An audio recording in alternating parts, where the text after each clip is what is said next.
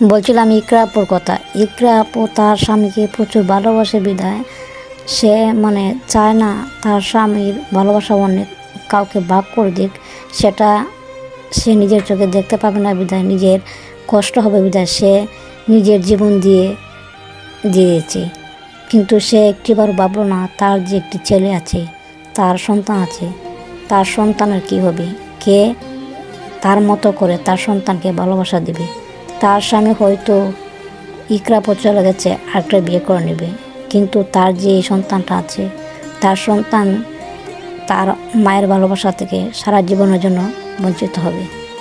তো যত কষ্টই হোক, একটা মায়ের যদি একটা সন্তান থাকে, তার স্বামী যদি অন্য কারোর সাথে পরকীয়া করে, যত কষ্ট হোক তার সন্তানের কথা ভেবে হলেও বেঁচে থাকতে হয়।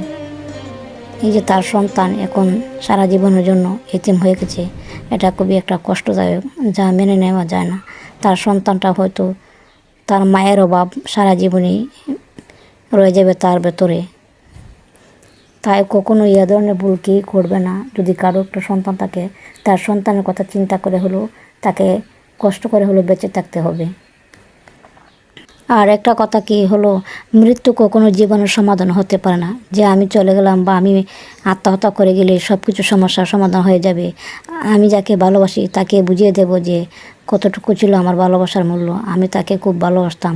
আসলে মানুষের জীবনের মূল্য কিন্তু অনেক। মৃত্যু কিন্তু সব কিছু সমস্যার সমাধান নয়।